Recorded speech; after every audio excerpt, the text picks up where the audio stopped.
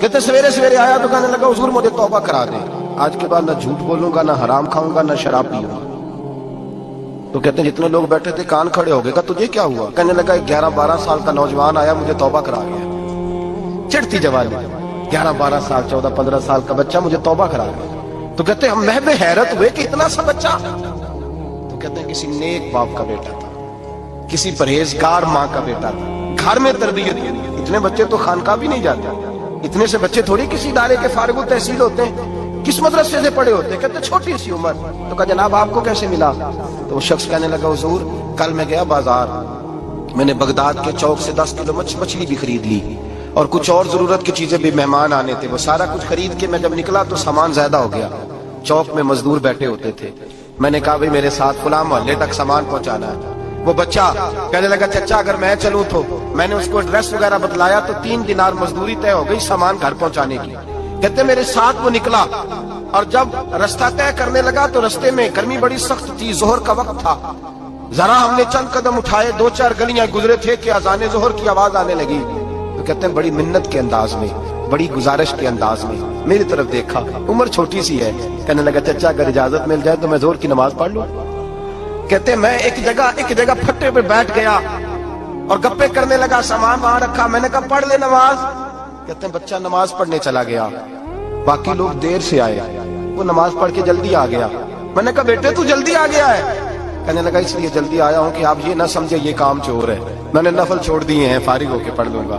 کہتے ہیں سامان اٹھایا، رستے میں گرمی شدت کی تھی، اس کا پسینہ بہنے لگا، میں آگے بڑھا، میں نے کہا بیٹے سامان تھوڑی دیر کے لیے مجھے دے دو، گرمی زیادہ ہے۔ کہنے لگا چچا کسی کا تربیت یافتہ ہوں، کسی نے ٹریننگ دی ہے، کہا ماں باپ نے کہا تھا حرام لقمہ گھر نہ لانا، کہا بات کیا ہوئی؟ کہنے لگے میں آپ کو نہیں دے سکتا، اس لیے کہ 3 دینار مزدوری گھر پہنچانے کی طے کی ہے، اگر آپ اٹھائیں گے تو پھر میں پیسے پورے نہیں لوں گا۔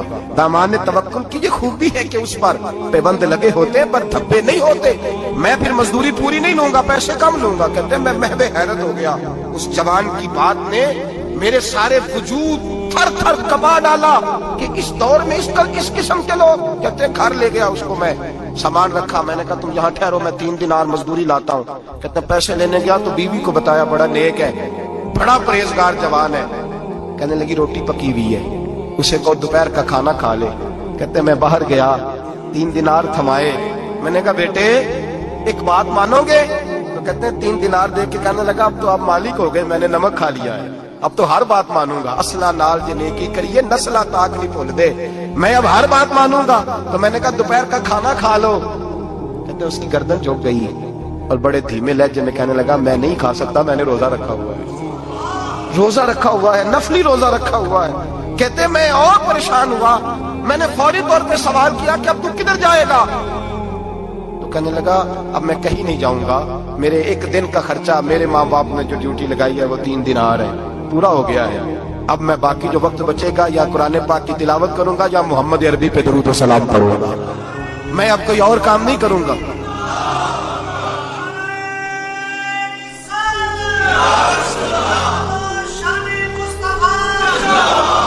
شخص کہنے لگا کہ میں نے کہا افطاری کر لینا، کہنے لگا مجھے مسجد بتا دو، میں جا کے اللہ اللہ کرتا ہوں، مجھے شام کو لے آنا۔ افطاری ہمارے ساتھ اس کی طے ہو گئی، مسجد چلا گیا، مغرب بعد لینے گیا تو کہنے لگا عشاء کے بعد آنا، اب تو میں نے پانی سے افطار کر لیا، کھانا کھانے جاؤں گا تو جماعت رہ جائے گی۔ کہتے ہیں عشاء کے بعد میں لایا، اس کو کھانا کھلایا، رات گہری ہو گئی تو میں نے کہا تو سو نہیں جاتا؟ کہنے لگا کوئی حرج نہیں، کبھی دور مزدوری کرنے نکل جاؤں تو رہ بھی جاتا ہوں، گھر والوں کو پتا ہے۔ کہتے میں نے مسافر خانہ کھولا، یوں سمجھیے ڈرائنگ روم بیٹھک میں نے کھولی، اس کو سلا دیا، میں اور میری بیوی اپنی معذور بیٹی کو روٹی دینے گئے اور ہم نے جا کے اس کو کھانا کھلایا جو ٹانگوں سے معذور تھی، اور ساتھ کہا کہ بیٹی آج بڑا پرہیزگار جوان ہمارا مہمان ہے، آج چڑھتی جوانی اور تقوی کی روشنی اس کے چہرے سے چمکتی ہے، کیا بات ہے، بڑے ہی اچھے گھرانے کا تربیت یافتہ ہے۔ کہتے ہیں بچی کو کھانا کھلا کے لوٹے، اپنے کمرے میں سو گئے، بیٹی اپنے کمرے میں لیٹ گئی، ترس گئے تھے کہ بیٹی قدموں پہ چلے۔ تہجد کا وقت ہوا تو دروازے پہ دستک ہوئی، بڑی بے چینی کے ساتھ اٹھے میاں بیوی کون ہے؟ بیٹی کی آواز آئی ابا جی دروازہ جلدی کھولیں۔ کہتے ہیں کلیجے پھٹنے لگے، ذہن بکھرنے لگے، سوچے ہیں کہ وہ 2-1 منٹ ہمارے اوپر پہاڑ بننے لگے، دروازہ کھولا تو وہ بیٹی جس کے لیے ترس گئے تھے کبھی چلے گی، وہ اپنی ٹانگوں پہ کھڑی ہے، کبھی دوڑ کے ادھر جاتی، کبھی دوڑ کے ادھر آتی، बेटियां परेशानी का फोन कर दे तो फिर भी आंसू निकल आते हैं, और बेटी घर में खुशी आ जाए तो फिर भी माँ बाप रो के ही शुक्र अदा करते हैं। इनके लिए रोते ही रहते हैं, कहते मैं तड़प गया। बीवी भी रोने लगी, बेटे ये क्या हुआ? हम तो मायूस होने लगे थे माज़अल्लाह कि अब तो ठीक नहीं होगी, क्या हुआ? कहने लगे अब्बा जी अम्मा जी आपने बताया ना नेक जवान आया है, नेक आया है, तो मैं आप चले गए तो मेरे दिल में ख्याल आया, ऐ अल्लाह अगर वो वाकई नेक है तो उसके सदके मुझे शिफाई अता फरमा दे। या अय्युहल्लज़ीना आमनू इत्तक़ुल्लाह वब्तगू इलैहिल वसीला, ऐ अल्लाह सेहत ही दे दे। कहते अभी मेरी दुआ भी पूरी नहीं हुई कि मेरा वजूद हरकत करने लगा, और ये देखो मैं उठ के खड़ा हो गई हूँ।